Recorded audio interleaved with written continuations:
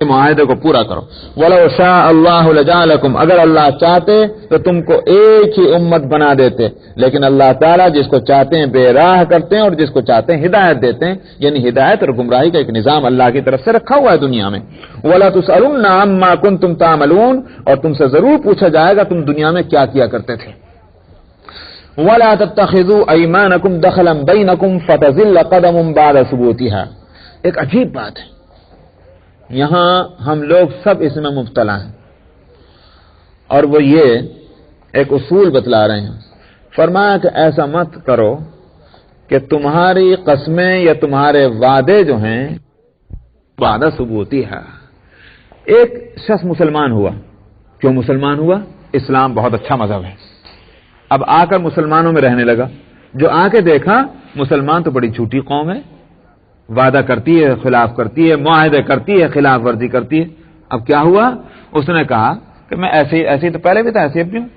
ایسی قوم کے ساتھ تو میں پہلے بھی رہتا تھا جس کا نہ کوئی ایمان تھا، نہ دھرم تھا، نہ دین تھی، نہ دیانت تھی، نہ کوئی اخلاق تھا، نہ کردار تھا. صبح کو ایک وعدہ کیا تو شام کو اس کے خلاف کیا. میں ایسی قوم میں تو رہتا تھا. اسی سے بچنے کے واسطے تو میں یہاں آیا. اگر اسی قوم میں اب بھی رہنا تو پہلے کیا برائی تھی؟ سمجھ میں آیا؟ فَتَزِلَّ قدم بعد ثبوتها. تمہارے اس وعدے اور معاہدے کے خلاف ورزی کی وجہ سے کیا ہوا؟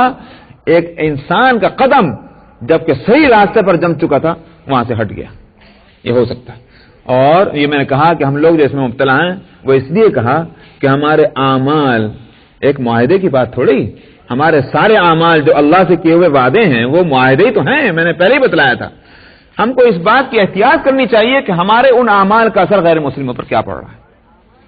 اگر ہمارے اعمال کا اثر، ہماری زندگی کا اثر، ہمارے معاملات کا اثر، ہمارے اٹھنے اور بیٹھنے کا اثر، ہمارے کھانے اور پینے کا اثر اگر یہ پڑ رہا ہے کہ اس سے اسلام اسپریڈ ہو رہا ہے، اسلام پھیل رہا ہے، ہمارے مذہب اور ہماری قوم کے اچھے اثرات غیر مسلموں کے دلوں میں پڑ رہے ہیں، تو بالکل صحیح ہے، ہم اللہ سے کیے ہوئے وعدے کو پورا کر رہے ہیں.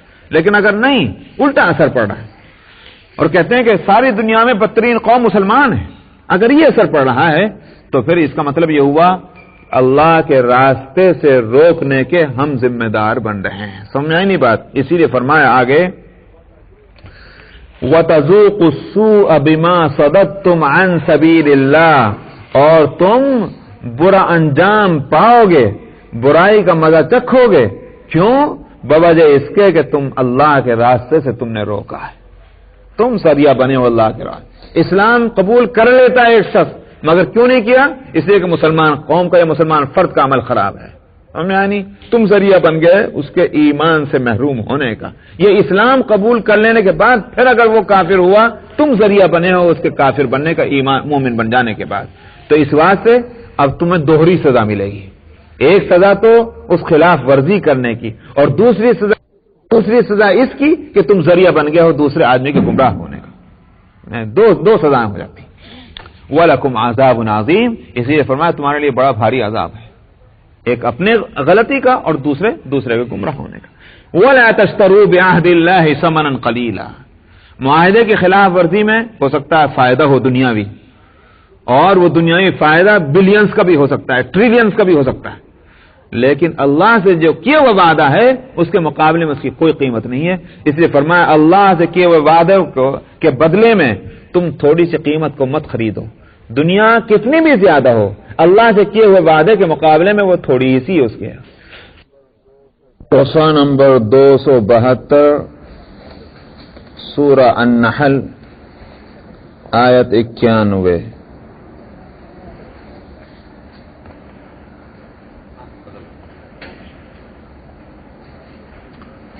اعوذ باللہ من الشیطان الرجیم، بسم اللہ الرحمن الرحیم. ان اللہ یأمر بالعدل والإحسان وإیتاء ذی القربى وینہى عن الفحشاء والمنکر والبغی یعظکم لعلکم تذکرون. وَأَوْفُوا بِعَهْدِ اللَّهِ إِذَا عَاهَدتُّمْ وَلَا تَنقُضُوا تنقضوا الأيمان بعد توكيدها وقد جعلتم الله عليكم كفيلا إن الله يعلم ما تفعلون ولا تكونوا كالتي نقضت غزلها من بعد قوة أنكاثا تتخذون أيمانكم دخلا بينكم أن تكون أمة هي أربى من أمة إنما يبلوكم الله به وليبينن لكم يوم القيامة ما كنتم فيه تختلفون ولو شاء الله لجعلكم أمة واحدة ولكن يضل من يشاء ويهدي من يشاء ولتسألن عما كنتم تعملون ولا تتخذوا أيمانكم دخلا بينكم فتزل قدم بعد ثبوتها وتذوقوا السوء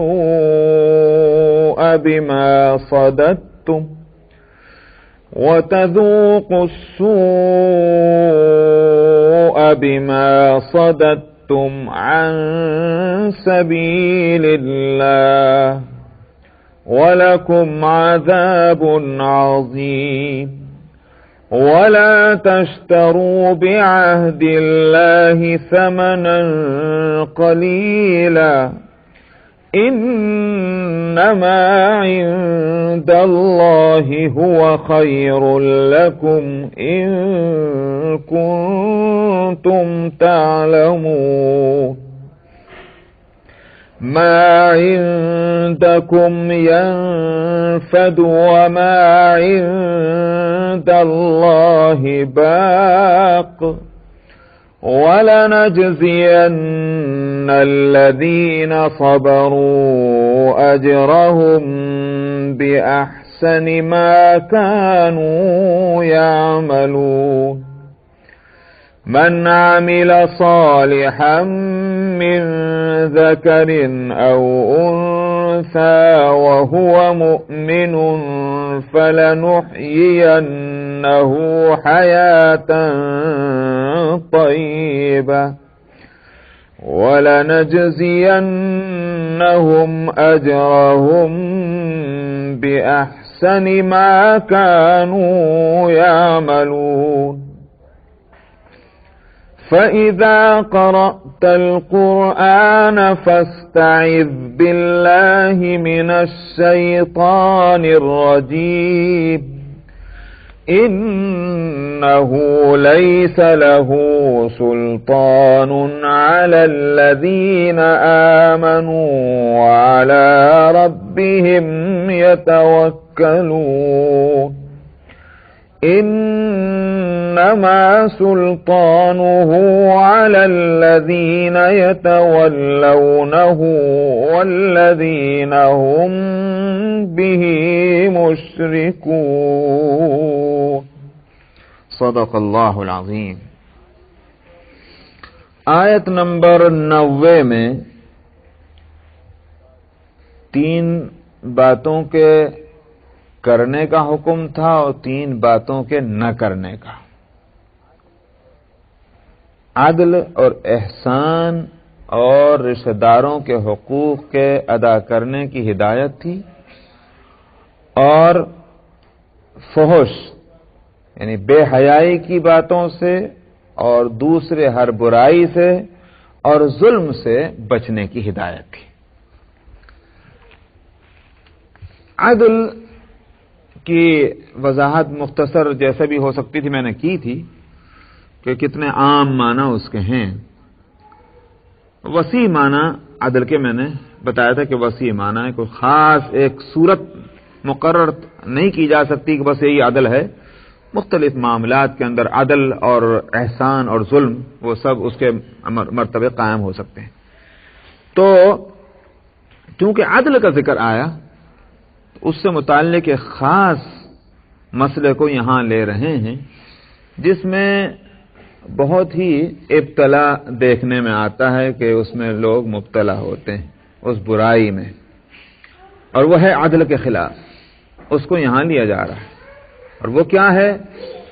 وہ ہے آپس کے معاہدے، کانٹریکٹ، اور اسی طرح سے جو پیکٹ ہوں، چاہے دو انڈیویجول، دو آدمیوں کے بیچ میں ہوں، یا دو جماعتوں کے بیچ میں ہوں، یا دو قومیں اور دو ملکوں کے بیچ میں ہوں، حکم ایک ہی رہے گا. معاہدہ دو طرف سے جب ہوگا، معاہدہ اسی کو کہتے ہیں. اس میں دو چیزیں ہیں، ایک ہے وعدہ اور ایک ہے معاہدہ. وعدہ تو یہ ہے کہ اس میں انوالومنٹ ایک فریق کا ہے، ایک فریق یہ کہتا ہے کہ میں یہ کروں گا، دوسرے فریق اس کے بدلے میں کچھ بھی نہیں کرے گا. معاہدے میں دو فریق دونوں طرف سے اپنے ذمے لے کرتے ہیں، ایک کام کو ہم یہ کریں گے. سمجھنا ہی نہیں بات، یہی فرق ہے وعدے میں اور معاہدے. مثال کے طور پر میں کسی آدمی سے یہ کہوں کہ صاحب میں $10 دوں گا، ختم ہو گئی بات. یہ تو ہے وعدہ.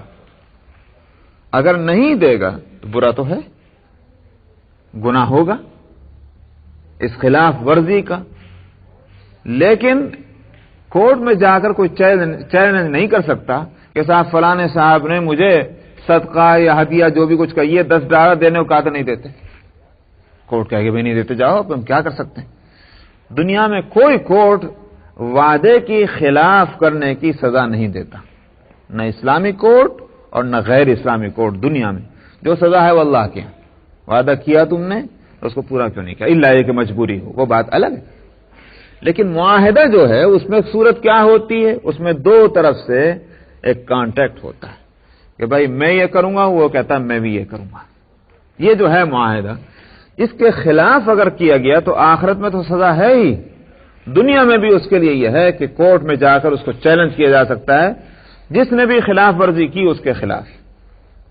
تو یہ ہے معاہدہ. یہاں اسی کا تذکرہ ہے، فرمایا کہ وَأَوْفُوا، اور ظاہر ہے کہ یہ خلاف ورزی اس کو عدل کے خلاف کہیں گے. عدل تو یہ ہے کہ جو معاہدہ کیا گیا ہے اس کی پابندی کی جائے.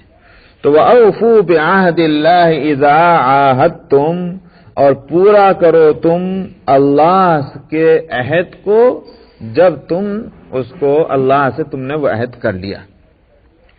اللہ سے ایک عہد کر لیا، چاہے تو کوئی مقررہ عہد ہے. مثال کے طور پر کوئی شخص کہے کہ اے اللہ اگر آپ نے میرا یہ کام کر دیا تو میں یہ کام اس کے بعد کروں گا. ظاہر ہے کہ وہ ذمہ نہیں تھا، اپنے ذمہ نہیں تھا وہ کام. جس کو منت ماننا کہتے ہیں نا. تو اگر کوئی شخص یوں کہے اے اللہ میاں اگر آپ نے میرا یہ کام کر دیا میں آج سے 5 وقت نمازی بن جاؤں، یہ نہیں. وہ تو ہے ہی، وہ کام ہو کہ نہ ہو وہ تو اس کو 5 وقت کی نماز پڑھنی ہی ہے. اس کو منت نہیں کہتے. منت کہتے ہیں ایک ایسے کام کو اپنے ذمے کر لینا جو ذمے نہیں تھا، اور وہ اللہ سے اس کا وعدہ کیا جائے. اے اللہ میں وعدہ کرتا ہوں کہ اگر میرا یہ کام ہو جائے تو میں آپ کو خوش کرنے کے لیے، آپ کو راضی رکھنے کے واسطے میں فلانا نیکی کا کام کروں گا. ایک مسجد بنوا دوں گا، مدرسے میں $1000 دے دوں گا، غریبوں کو کپڑا پہنا، جو بھی آپ کہی. یہ ذمے نہیں تھا لیکن اپنے ذمے کر لیا ہے. یہ اللہ سے کیا ہوا عہد ہے. سمجھ میں آیا نہیں بات؟ اس میں میں نے اس لیے کھول کر کہہ رہا ہوں یہ بات کہ بعض لوگ اس میں شبہ کیا کرتے ہیں. صاحب یہ منت کیا چیز ہے؟ اللہ میاں کی نیکی کا کام تو کرنا چاہیے، یہ اللہ میاں سودے بازی کہیں کو ہو رہی؟ اسی لیے میں نے کہا کہ دو قسم کے کام ہیں. ایک تو وہ کام ہے کہ جو کرنا ہے وہ تو کرنا ہی ہے، اس کے لیے اللہ سے کوئی معاملہ نہیں کیا جا سکتا، وہ کرنا ہی وہ ڈیوٹی ہے. ایک وہ کام ہے کہ جو اللہ نے ہمارے ذمے نہیں کیے، کریں تو اچھا، نہیں کریں تو گناہ نہیں ہے، ایسے کام کو، اور وہ نیکی کا کام ہے، اپنے ذمے کر لینا وہ. اور اس میں ہوتا کیا ہے؟ دراصل وہ بھی سودا نہیں ہے، سودے بازی نہیں ہے، بلکہ حاصل یہ ہے کہ چونکہ اے اللہ آپ کو یہ کام پسند ہے، میں اپنے ذمے کر رہا ہوں، اپنے ذمے کر رہا ہوں، اس ذمے کرنے کے بدلے میں چاہ رہا ہے کہ اللہ میں آپ میرا یہ کام کر دیجیے. تو اس واسطے یہ عہد میں آئے گا. ایک تو ہی میں نے کہا کہ کوئی پرٹیکولر معاہدہ یا عہد اور منت اللہ سے کی جائے، یہ اس میں آ جائے. اور ایک پرٹیکولر نہ ہو، وہ کیا ہے؟ مثال کے طور پر ہم نے ایمان لانے کے بعد گویا اللہ سے عہد کیا ہے. ایمان کیا ہے؟ ایمان ہے اللہ سے ایک عہد کرنا. اور وہ کیا؟ کہ ہم آپ کے بندے ہیں، آپ پر ایمان لاتے ہیں، اس کا مطلب یہ ہے کہ ہم آپ کے حکموں پر چلیں گے. یہ اللہ سے عہد کیا ہے ایمان والے نے، یہ عام ہے، اس میں کوئی خاص چیز نہیں. نمازیں بھی ہم پڑھیں گے، روزہ بھی ہم رکھیں گے، مال ہوگی زکوٰۃ بھی دیں گے، حج بھی کریں گے، جھوٹ نہیں بولیں گے، سچ بولیں گے. تمام احکام شرعیہ، چاہے وہ معاملات سے متعلق ہوں، چاہے عبادات سے متعلق ہوں، وہ سب کے سب کا ایک معاہدہ کیا ہے اللہ تعالیٰ سے ایمان کی شکل میں. تو وَأَوْفُوا بِعَهْدِ اللَّهِ إِذَا عَاهَدتُّمْ کے اندر یہ چیز بھی آ گئی. ایمان لانے والا شخص جو ہے وہ اللہ سے کیے ہوئے اس وعدے کو پورا کرے، یعنی سارے حکموں پر چلے. اور میں نے کہا کہ معاہدہ جو ہے دو طرف سے ہوتا ہے، تو پھر اللہ میاں کی طرف سے کیا ہوگا؟ سمجھ آئی نہیں بات ہی؟ تو یہ اللہ کی طرف سے یہ ہوگا کہ اللہ کا وعدہ ہے کہ بندہ جو مومن ہے اگر وہ ایمان کے تقاضوں کو پورا کرے گا تو اللہ کا وعدہ یہ ہے کہ وہ جنت میں لے جائیں گے. ہو گیا؟ دونوں طرف سے نہیں ہو گیا؟ اسی واسطے حدیث میں آتا ہے کہ حضرت معاذ رضی اللہ عنہ راوی ہیں اس حدیث کے کہ حضرت معاذ کنت ردف النبی صلی اللہ علیہ وسلم، میں نبی کریم صلی اللہ علیہ وسلم کے ردیف تھا. ردیف کس کو کہتے ہیں؟ کسی کے پیچھا ہونے کو، اس طرح کے اس سے الگ نہ ہو، اس کو ردیف کہتے ہیں. اسی لیے وہ شعر کی زبان میں قافیہ، اس مصرے کا آخری ورڈ جو ہے وہ تو قافیہ ہے، اور اس سے پہلے والا لفظ جو ہے وہ ہے ردیف، وہ ردیف ہوتا ہے. تو کنت ردف النبی صلی اللہ علیہ وسلم، میں ردیف تھا نبی کریم صلی اللہ علیہ وسلم کے ساتھ. کیا مطلب؟ آپ کے سواری میں شریک تھا. اونٹ کا سوار جو ہے اصل سوار آگے ہوتا ہے اور اس کا ساتھی جو ہے وہ پیچھے ہوتا ہے. اونٹ میں، گھوڑے میں مسئلہ الگ ہوتا ہے. مثلا گھوڑے کے اندر جو ہے اگر دو بیٹھیں تو اصل چرانے والا پیچھے ہوتا ہے اور جو تابع ہوتا ہے وہ آگے ہوتا ہے. سمجھ میں نہیں آئے؟ لیکن اونٹ کے اندر جو تابع ہے وہ پیچھے ہوتا ہے، اصل آگے ہوتا ہے. تو وہ حضرت معاذ رضی اللہ عنہ پیچھے تھے نبی کریم صلی اللہ علیہ وسلم کے ساتھ، اس کو ردیف کہتے ہیں. آپ نے فرمایا یا معاذ، پکارا اے معاذ. انہوں نے کہا لبیک و سعدیک یا رسول اللہ، حاضر ہوں، سعادت سمجھتا ہوں سننے کو یا رسول اللہ. آپ نے پھر فرمایا یا معاذ، پھر لبیک و سعدیک یا رسول اللہ. آپ نے پھر تیسری مرتبہ فرمایا یا معاذ، پھر انہوں نے عرض کیا لبیک و سعدیک. آپ نے فرمایا هل تدری ما حق اللہ علی العبد وما حق العبد علی اللہ، تجھے پتا ہے اللہ کا بندے کے اوپر اور بندے کا اللہ پر کیا حق ہے؟ معاذ نے عرض کیا یا اللہ اس کے رسول کو معلوم. آپ نے فرمایا کہ حق اللہ علی العبد ان لا یشرک به شیئا، اللہ کا بندے پر حق یہ ہے کہ وہ اس پر اس طرح ایمان لائے اور اس کے ساتھ کسی چیز کا شرک نہ کرے، قطعاً شرک نہ کرے. یہ تو ہے اللہ کا حق بندے کے اوپر، اور بندے کا حق اللہ پر یہ ہے کہ پھر ایسے بندے کو جنت میں داخل کر دے.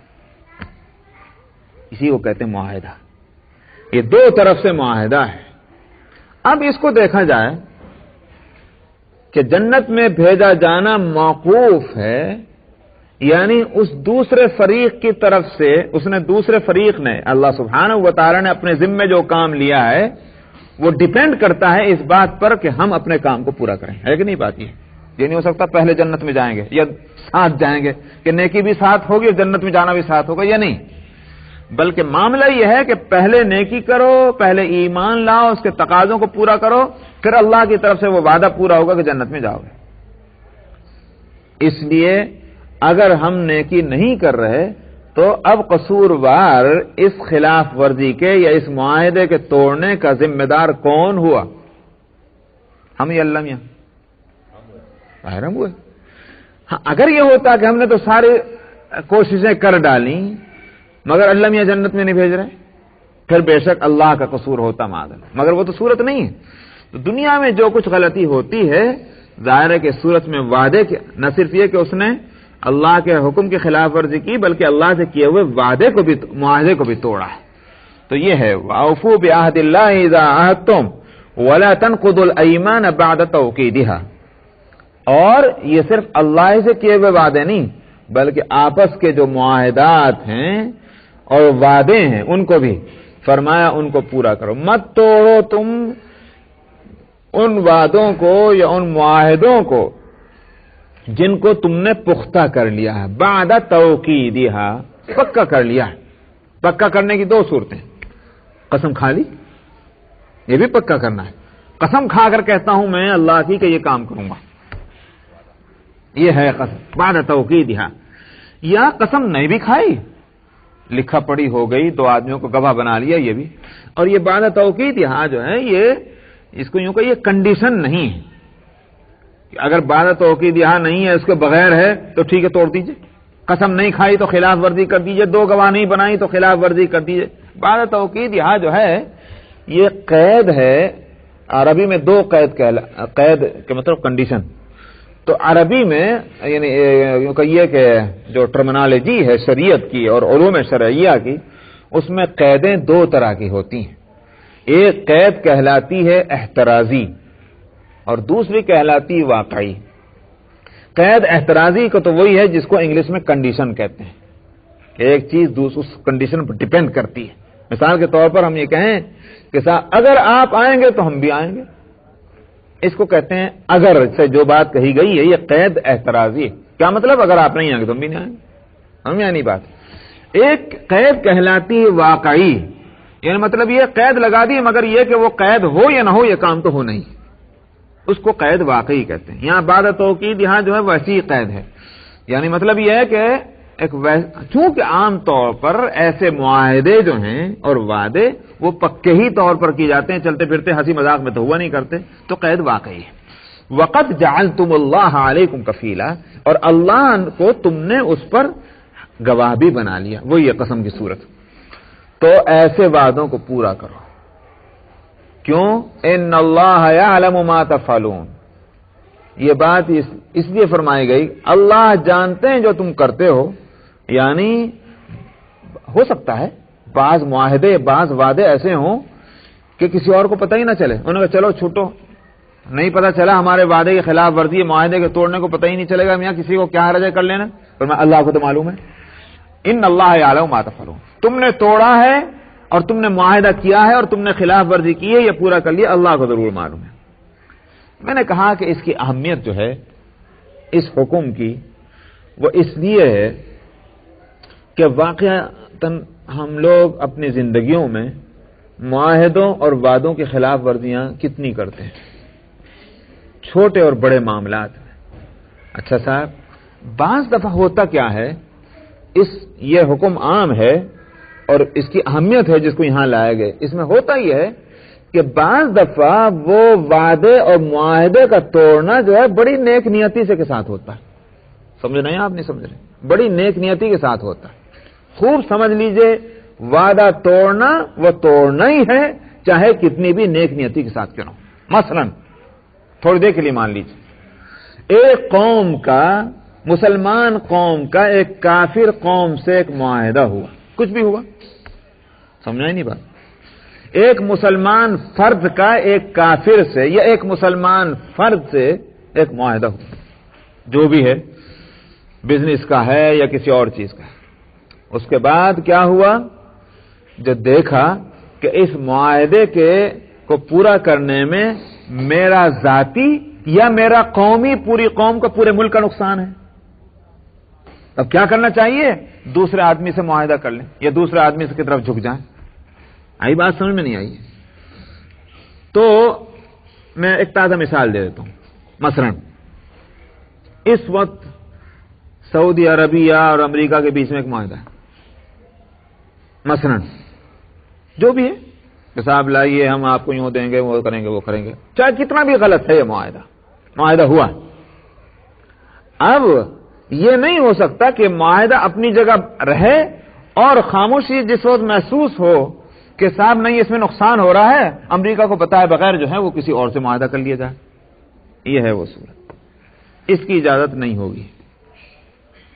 مگر یہ ایک بات میں اور یہاں بتا دوں، کبھی آپ پریشان ہو جائیں، یہ میں نے ایک عام بات کہی ہے. اگر اس میں ایک حکم اور بڑھا لیجئے، اگر وہ معاہدہ خلاف شریعت ہے، سمجھا، خلاف شریعت ہے، تو وہ معاہدہ ہونا ہی نہیں چاہیے تھا، اور اگر ہوا تو اس کو توڑنا ضروری ہے. مگر کس طرح توڑنا ہے؟ اس فریق کو بتلا کر. یہ نہیں ہو سکتا کہ صاحب فریق کو بتلانے میں تو نقصان ہے، تو کیا کرنا چاہیے؟ اس سے چھپا کر دوسرے سے معاہدہ کر لینا چاہیے. اس سے روکا جا رہا ہے. یہ نہیں ہوگا. یہ ہے معاہدے کے خلاف ورزی، اور ایک ہے کینسلیشن. کینسلیشن کی اجازت ہے، خلاف ورزی کی اجازت نہیں. فرق سمجھ میں آ گیا؟ تو کینسل کرو. فَانبِذْ إِلَيْهِمْ عَلَى سَوَاءٍ. قرآنی حکم یہ ہے کہ دو فریق میں جو معاہدہ ہوا ہے اس کو کینسل کر سکتے ہو. کیا مطلب؟ کہہ دو بھائی آج سے ہمارا معاہدہ ختم، اب تم اور ہم برابر ہیں. اب ٹھیک ہے، اگر تم حملہ کرنا چاہتے ہو کر دینا، ہم حملہ کرنا چاہتے ہیں کریں گے. جو امن کا پیس پیکٹ جو ہوا تھا وہ آج سے ختم، کہہ دو تم. اور نہ صرف یہاں تک کہ یہ مسائل خیال یہ کہ گزر چکے ہیں سورہ توبہ کے اندر، میں نے اس وقت بتلایا ہوگا ضرور کہ یہ صورت ہے کہ معاہدے کو کینسل کرنا، وہ بھی اس صورت میں نہیں. مفسرین نے اس کی وضاحت کی ہے کہ اس طرح نہیں کہ فریق مخالف جس سے تم معاہدہ جو ہے کینسل کر رہے ہو اس کو بچنے کی بھی مہلت نہیں، بچنے کی مہلت بھی تو اس معاہدے کے کینسلیشن کا جو اثر پڑے گا لازمی طور پر اس سے بچاؤ کی تدبیر کرنے کا بھی اس کو موقع ملنا چاہیے. چنانچہ یہ ہوا کہ جو مسلمانوں کی لڑائی ملک شام میں چل رہی تھی حضرات صحابہ رضی اللہ عنہ کے زمانے میں، تو حضرت معاویہ رضی اللہ عنہ نے ایک معاہدہ کیا ہوا تھا ایک قوم سے، اور حضرت معاویہ رضی اللہ عنہ نے یہ ارادہ کیا کہ اس کے معاہدے کو توڑ دیں، کینسل کر دیں. مگر اس کے ساتھ اس اعلان سے پہلے، اس اطلاع سے پہلے اپنی فوجی تیاری پوری کر لی. کچھ سمجھ آ رہے نہیں سمجھ آ رہے؟ فوجی تیاری پوری کر لی. کیوں؟ معاہدے کو توڑیں گے اور کھٹ سے حملہ کر دیں گے. مگر وہ دور جو تھا بڑا عجیب دور تھا، وہ دور خیر کا دور تھا. حضرت معاویہ رضی اللہ عنہ کا ذہن یہ تھا کہ اس میں مسلمانوں کا فائدہ ہے، اور اس طرف ان کا ذہن نہیں کیا کہ اس کا حکم شرعی کیا ہے. ایک صحابی نے عرض کیا، یار کیا امیر، کیا شریعت کے خلاف کریں گے آپ؟ شریعت کے خلاف کیا ہے؟ شریعت کے خلاف یہ ہے کہ جب آپ معاہدے کو توڑیں تو اس کو مہلت دیں. یہ تو آپ نے ادھر توڑا ادھر سے، یہ تو غدر ہو جائے گا. اس کا مطلب یہ کہ اس کو بچنے کا آپ موقع نہیں دے رہے ہیں، بچنے کا موقع دیجئے اس کو. امیر معاویہ رضی اللہ عنہ کا تم ٹھیک کہتے ہو. چنانچہ وہ جو حکم دیا گیا تھا اپنی فوج کو، ملٹری کو تیار ہونے کا، وہ حکم واپس لے لیا گیا واپس. اور اس کے بعد ان کو اطلاع دی گئی کہ ہمارا تمہارا معاہدہ ختم. اور پھر تیاری، اس کے بعد اس کو بھی موقع دیا گیا تیار ہونے کا، خود بھی اپنی تیاری پھر سے شروع کی گئی. کچھ ٹائم گزار دینے کے بعد نئی تیاریوں کے ساتھ پھر جا کر اس پر اٹیک کیا گیا. یہ ہے اسلامی شریعت کہ دوسرے کو اتنا موقع دو کہ وہ باطمینان کے ساتھ اس پوزیشن پر آ جائے جس پوزیشن پر تم ہو. فَانبِذْ إِلَيْهِمْ عَلَى سَوَاءٍ. عَلَى سَوَاء سے ان صحابی نے یہ مسئلہ نکالا تھا. عَلَى سَوَاء، سوا کس کو کہتے ہیں؟ سوا کس کو کہتے ہیں صاحب؟ ارے آپ تو عربی بولتے ہیں حضرت. برابر، سوا یہ ہے برابر. یعنی کیا مطلب؟ تم جس پوزیشن میں ہو اس کو بھی اسی پوزیشن میں آنے دو. یہ نہیں کہ تم نے پہلے تیاری مکمل کر لی اور آخر لمحے میں اس کو کہو کہ معاہدہ ختم، اس کو بیچارے کو تیاری کرنے کا موقع بھی نہیں ملا. یہ ہے علی سوا کے معنی. قرآن کے ایک لفظ سے صحابی نے کتنا بڑا مسئلہ نکالا اور کتنے بڑے فتنے سے ایک قوم کو بچا لیا انہوں نے. تو یہاں میں نے کہا کہ یہی صورت ہے کہ اب بعض دفعہ جیسے امیر معاویہ رضی اللہ عنہ بڑی نیکی کے جذبے سے کر رہے تھے کام، اور وہ تو بلکہ کینسلیشن کرنے جا رہے تھے. یہاں تو خلاف ورزی ہے. رات دن قوموں میں کیا ہوتا ہے آپ دیکھتے ہیں، ملکوں کے اندر معاہدے ہوتے ہیں اور صاحب وہ اندر خانہ جو ہے وہ اس کے خلاف ورزی ہوتی ہے، اور سمجھتے یہ ہیں کہ چونکہ اس میں ہماری قوم کا فائدہ، ہم بڑا نیکی کا کام کر رہے ہیں، اور قوم بھی کچھ نہیں کہتی، ہاں بہت اچھا کر رہے لیڈر صاحب آپ، اس لیے کہ ہمارا فائدہ اسی میں، اس لیے اس آیت کو یہاں لایا گیا، وَأَوْفُوا بِعَهْدِ اللَّهِ إِذَا عَاهَدتُّمْ وَلَا تَنقُضُوا الْأَيْمَانَ بَعْدَ تَوْكِيدِهَا وَقَدْ جَعَلْتُمُ اللَّهَ عَلَيْكُمْ كَفِيلًا إِنَّ اللَّهَ يَعْلَمُ مَا تَفْعَلُونَ وَلَا تَكُونُوا كَالَّتِي نَقَضَتْ غَزْلَهَا مِن بَعْدِ قُوَّةٍ أَنْكَاثًا، فرمایا تم ایسے نہ ہو جاؤ اس عورت کی طرح کہ جس نے، مثال عجیب ہے قرآن شریف کی، فرمایا کہ جس نے اپنا سوت کاٹا۔ تھانوی رحمۃ اللہ علیہ یہاں لکھتے ہیں کوئی عورت تھی مکے میں، لیکن نہ ہو یا نہ ہو، بہرحال کسی مثال بھی ہو سکتی ہے فرضی، اور یہ بھی ہو سکتا ہے کہ واقعہ رہا ہوگا، کوئی پاگل عورت تھی تو سوت کاٹے، خود ہی محنت کی سوت کاٹنے میں، مشین تو نہیں ہے نا، چرخہ ہے جس پر وہ کاٹن لانا اور اس کو خاص ترتیب کے ساتھ اس کا سوت کاٹنا، سوت کاٹا اس نے بڑی محنت کر کے، اور اس آگے بعد سب سوت تیار ہو گیا، اس کو ریزے ریزے کر رہی بیٹھ کر۔ فرمایا کیسی حماقت کی بات ہے، فرمایا ایسے مت ہو جاؤ، یعنی کیا مطلب کہ تم نے اللہ سے ایک وعدہ کیا یا تم نے کسی قوم سے معاہدہ کیا، یوں کہو کہ تم نے ایک سوت کاٹا ہے، اب تم اس کے ریزہ ریزہ کر رہے ہو، یہ تمہاری حماقت ہوگی۔ وَلَا تَكُونُوا كَالَّتِي نَقَضَتْ غَزْلَهَا مِن بَعْدِ قُوَّةٍ أَنْكَاثًا، نہ ہو جاؤ تم اس عورت کی طرح کہ جس نے اپنے کاٹے ہوئے سوت کو بڑی محنت کے بعد جو کاٹا تھا اس نے ٹکڑے ٹکڑے کر ڈالا۔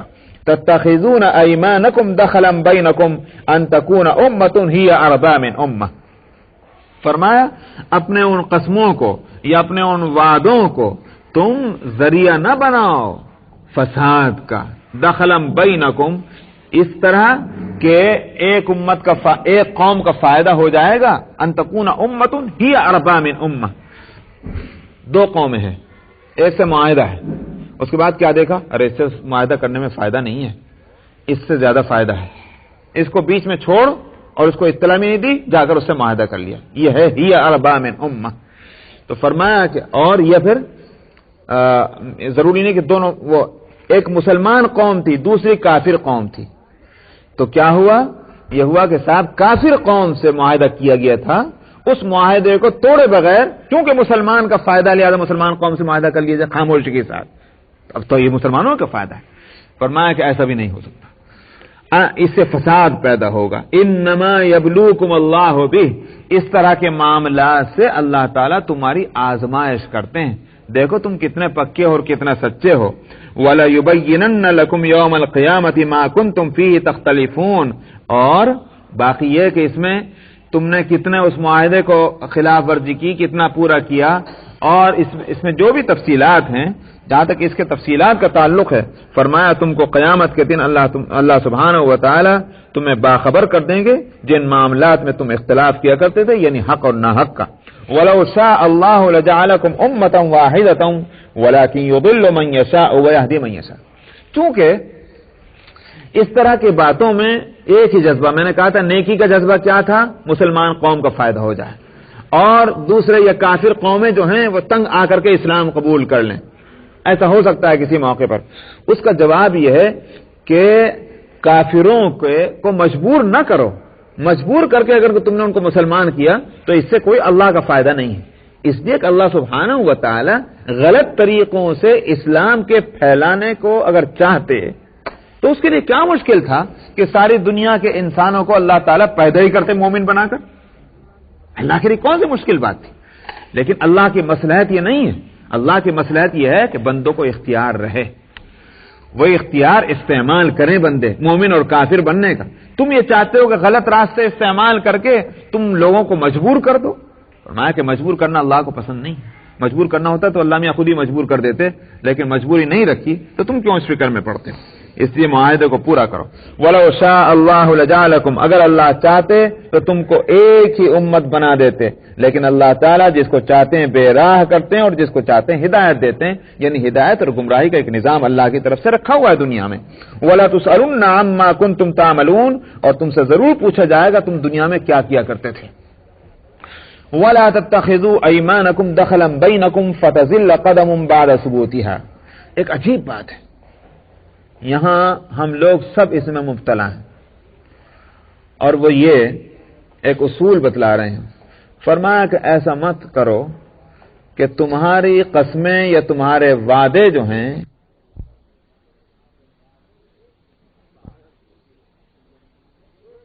بعد ثبوتی ہے. ایک شخص مسلمان ہوا. کیوں مسلمان ہوا؟ اسلام بہت اچھا مذہب ہے. اب آ کر مسلمانوں میں رہنے لگا. جو آ کے دیکھا مسلمان تو بڑی جھوٹی قوم ہے، وعدہ کرتی ہے خلاف کرتی ہے، معاہدے کرتی ہے خلاف ورزی کرتی ہے. اب کیا ہوا؟ اس نے کہا کہ میں ایسے ہی تو پہلے بھی تھا، ایسے بھی ہوں. ایسی قوم کے ساتھ تو میں پہلے بھی رہتا تھا جس کا نہ کوئی ایمان تھا، نہ دھرم تھا، نہ دین تھی، نہ دیانت تھی، نہ کوئی اخلاق تھا، نہ کردار تھا. صبح کو ایک وعدہ کیا تو شام کو اس کے خلاف کیا. میں ایسی قوم میں تو رہتا تھا. اسی سے بچنے کے واسطے تو میں یہاں آیا. اگر اسی قوم میں اب بھی رہنا تو پہلے کیا برائی تھی؟ سمجھ میں آیا؟ فتزل قدم بعد ثبوتها. تمہارے اس وعدے اور معاہدے کے خلاف ورزی کی وجہ سے کیا ہوا؟ ایک انسان کا قدم جبکہ صحیح راستے پر جم چکا تھا وہاں سے ہٹ گیا. یہ ہو سکتا ہے. اور یہ میں نے کہا کہ ہم لوگ جو اس میں مبتلا ہیں وہ اس لیے کہا کہ ہمارے اعمال ایک معاہدے کی بات تھوڑی. ہمارے سارے اعمال جو اللہ سے کیے ہوئے وعدے ہیں وہ معاہدے ہی تو ہیں. میں نے پہلے ہی بتلایا تھا. ہم کو اس بات کی احتیاط کرنی چاہیے کہ ہمارے ان اعمال کا اثر غیر مسلموں پر کیا پڑ رہا ہے. اگر ہمارے اعمال کا اثر، ہماری زندگی کا اثر، ہمارے معاملات کا اثر، ہمارے اٹھنے اور بیٹھنے کا اثر، ہمارے کھانے اور پینے کا اثر اگر یہ پڑ رہا ہے کہ اس سے اسلام اسپریڈ ہو رہا ہے، اسلام پھیل رہا ہے، ہمارے مذہب اور ہماری قوم کے اچھے اثرات غیر مسلموں کے دلوں میں پڑ رہے ہیں، تو بالکل صحیح ہے، ہم اللہ سے کیے ہوئے وعدے کو پورا کر رہے ہیں. لیکن اگر نہیں، الٹا اثر پڑ رہا ہے اور کہتے ہیں کہ ساری دنیا میں بدترین قوم مسلمان ہے، اگر یہ اثر پڑ رہا ہے تو پھر اس کا مطلب یہ ہوا اللہ کے راستے سے روکنے کے ہم ذمہ دار بن رہے ہیں. سمجھ آئی نہیں بات؟ اسی لیے فرمایا آگے وَتَذُوقُوا السُّوءَ بِمَا صَدَدتُّمْ عَنْ سَبِيلِ اللَّهِ. اور تم برا انجام پاؤ گے، برائی کا مزہ چکھو گے. کیوں؟ بوجہ اس کے کہ تم اللہ کے راستے سے تم نے روکا ہے. تم ذریعہ بنے ہو اللہ کے راستے. اسلام قبول کر لیتا ہے ایک شخص، مگر کیوں نہیں کیا؟ اس لیے کہ مسلمان قوم کا یا مسلمان فرد کا عمل خراب ہے. یعنی تم ذریعہ بن گئے اس کے ایمان سے محروم ہونے کا. یہ اسلام قبول کر لینے کے بعد پھر اگر وہ کافر ہوا تم ذریعہ بنے ہو اس کے کافر بننے کا، ایمان مومن بن جانے کے بعد.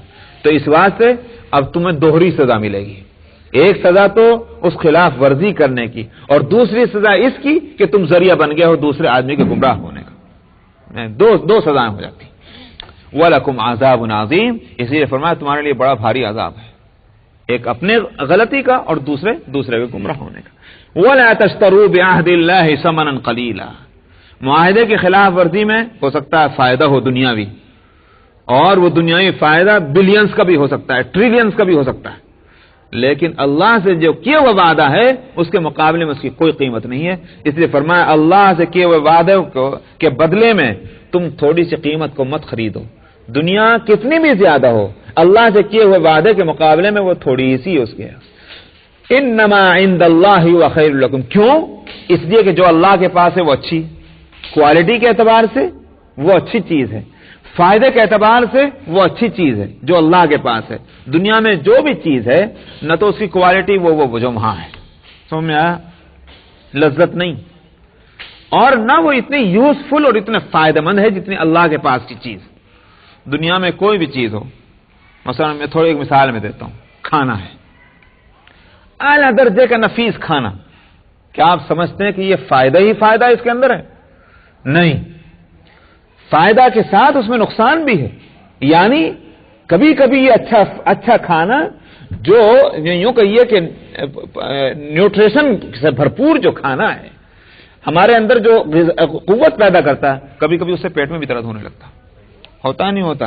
یہ میں بتا رہا ہوں کہ دنیا میں جو چیزیں ہیں ان کی کوالٹی جو ہے وہ ہو ہی نہیں سکتی جو اللہ سبحانہ و تعالیٰ کے پاس کی چیزوں کی ہے. اس میں نقصان کا سوال ہی پیدا نہیں ہوتا. ایک اور ان کنتم تعلمون فرمایا اگر تم اس بات کو سمجھتے ہوتے کہ اللہ کے پاس کی چیزوں کی کوالٹی کیا ہے. ہم سمجھتے نہیں، اس بات سے ہمارے نزدیک تو بس یہی ہے کہ دنیا لے لو. ما عندکم ينفد وما عند اللہ باق. دوسری چیز کیا ہے؟ جو چیز تمہارے پاس ہے وہ ناپائیدار ہے. وما عند اللہ باق، اور جو اللہ کے پاس ہے وہ پائیدار ہے۔ تو کوالٹی کے اندر یہ چیز بھی آ گئی۔ کوالٹی میں بھائی اس ملک میں تو آپ دیکھ رہے ہیں نا، اس ملک میں کوالٹی جو ہے، آپ ہے نا بھائی کوالٹی سمجھا، مگر اس ملک میں کوالٹی میں یہ بات نہیں دیکھی جاتی کہ اس کی لائف کتنی ہے۔ دیکھتے ہیں کہ بھائی یہ نہیں دیکھتے نا، اس ملک میں یہ نہیں دیکھا جاتا کہ یہ جو ہم نے جو پروڈکشن ہے اس کی لائف کتنی ہے، یعنی اس کی کوالٹی میں یہ بات بھی داخل ہو کہ جو چیز بنائی گئی ہے اس کی لائف 10 سال ہے، تو اگر 20 سال بنا دی جائے اس کی لائف کو تو اس کی کوالٹی اعلیٰ ہوگی، یہ نہیں دیکھا جاتا۔ سمجھا نہیں بات ہے؟ اللہ سبحانہ و تعالی ایک اور چیز فرما رہے ہیں، فرمایا کوالٹی میں یہ چیز بھی داخل ہے کہ کون سی چیز ناپائیدار ہے اور کون سی چیز پائیدار ہے۔